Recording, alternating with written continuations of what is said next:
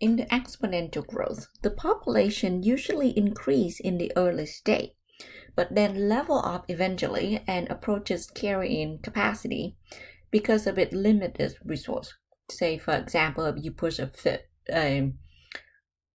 bunch of fish in the pond, and the fish start to produce, right? And their population increasing to a certain point where there's no more food in the pond, then the fish have reached its capacity because there are no more resources, there are no more food, and it will start dying off, right? So here we use the variable k to denote the carrying capacity. The growth rate is represented by the variable r. Using this variable, we can define the logistics differential equation dp dt equal r times p 1 minus p over k, where p of t represents the population and p naught is the initial population. Example 1. Draw a directional field for the logistic equation with r equals 0.0 k. R equals 0.08 and the carrying capacity k equals 1000. So let's put the differential equation together. dp dt is equal to 0.08 times p times 1 minus p over 1000. And we will plot this using the we use the program for directional field plotting. So in order to use this program, I'm gonna have to write this in terms of x and y. So we'll call this dy dx equal 0.08y 1 minus y over 1000. And let's go ahead and put this into the directional field plotting program.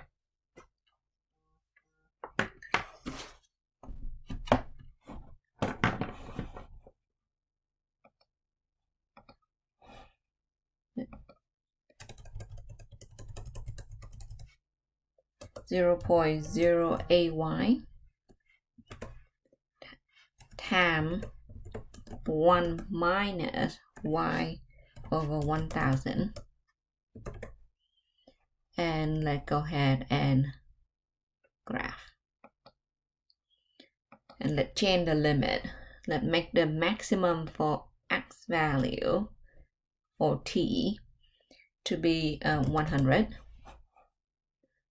And the maximum for y value, let's make it 14,000.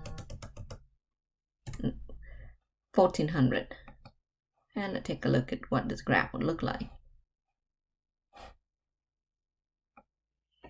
And so this is what your directional field look like, the directional vector field look like.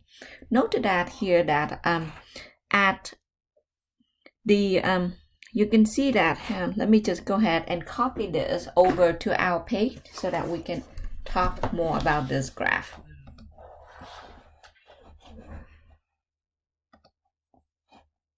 I will screenshot this, and I want to make sure we get the scale.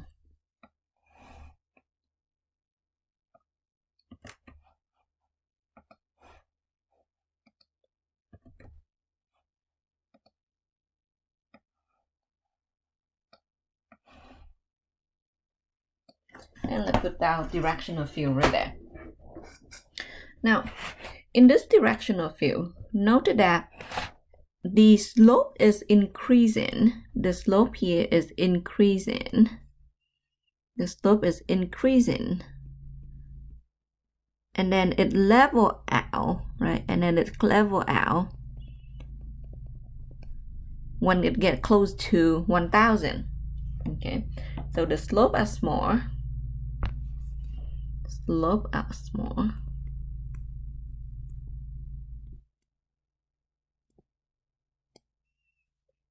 When p is close to 0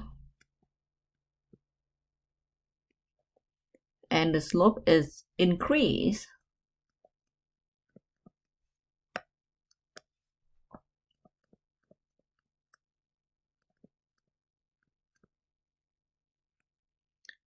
as P go close to 1000 and level out or go close to zero at P about 1000. Okay, and now that you're looking at this, so I can ideally maybe put a curve in this, it increasing and then it's leveling now, right? Note that the slope is greatest about when P is about 500. You can see the direction of the slope, and you can see how it's steeper. So the slope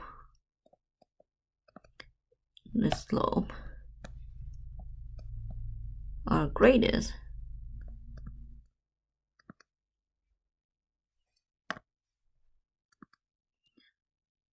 when P is about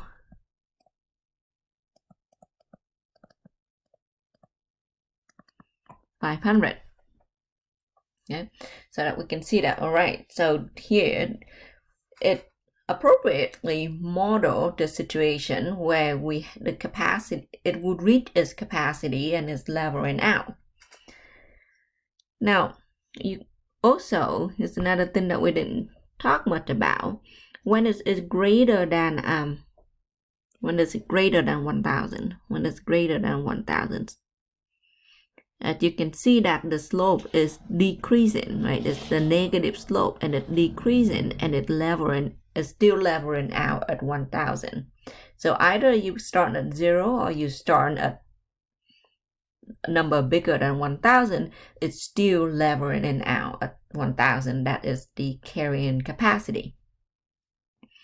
Let's take a look at this example. Consider the logistic differential equation subject to an initial population P with carrying capacity K and growth rate R.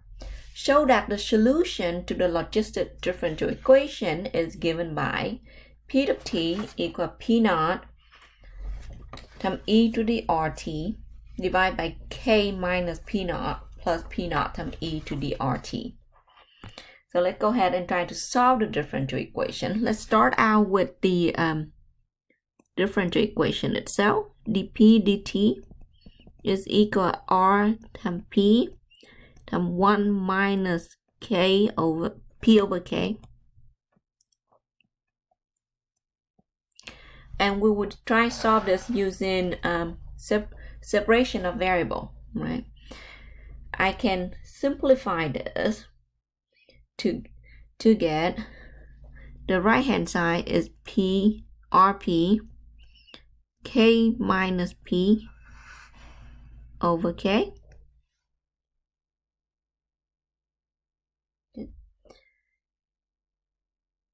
This meant I can write the separation variables as K dP divide P times K minus P is equal to R dt. I integrate both sides. Okay. So to integrate in this, the right hand side is easy, but the left hand side involves partial fraction. So let's assign and we do the left hand side. We use partial fraction to rewrite K divided by P, K minus P. This is A divided by P plus B divided by K minus P.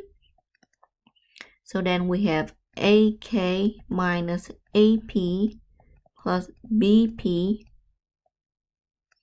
divided by P times K minus P. By matching variable, we can see that A is equal 1, and we have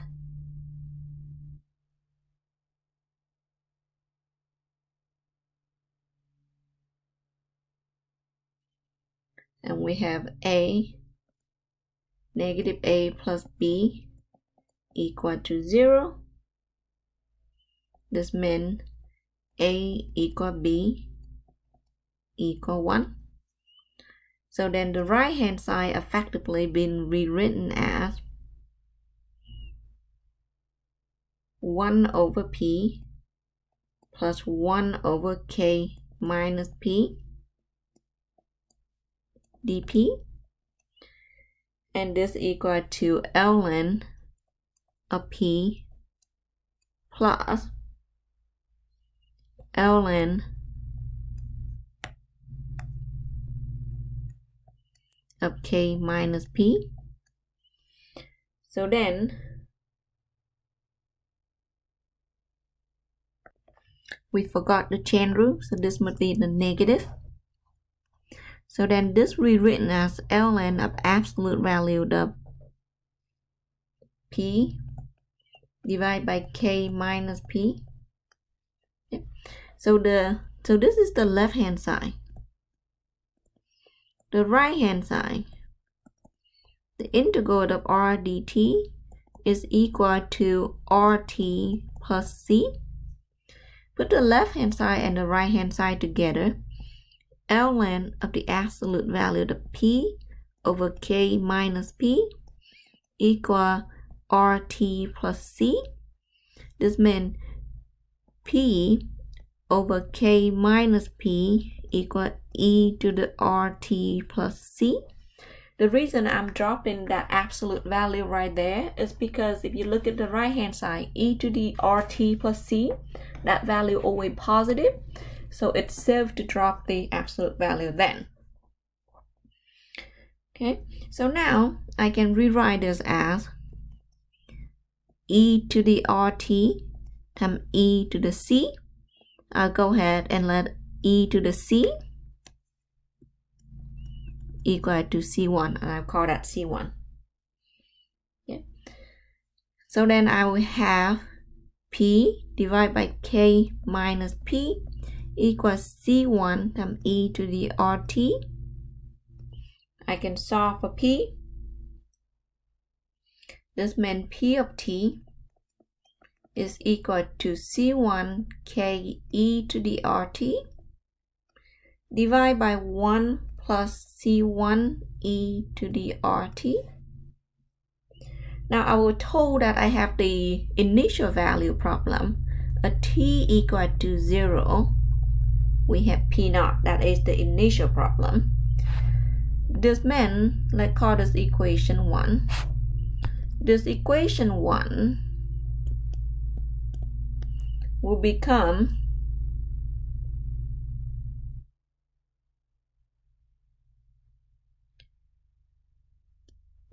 P naught equal C1 K divided by 1 plus C1. Solve for C1 in this equation.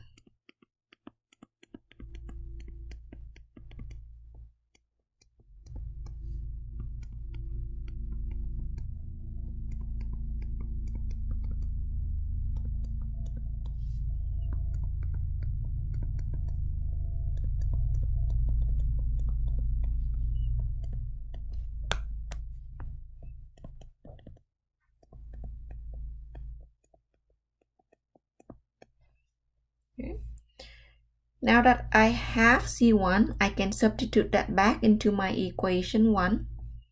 This means now P of T is equal to C1, that is P naught, divided by P naught minus K times K E to the RT divided by 1 plus P naught divided by P naught minus K times E to the RT. Simplify this fraction, we get P naught times K E to the RT divide P naught minus K plus P naught times E to the RT. So that is the solution to our differential equation.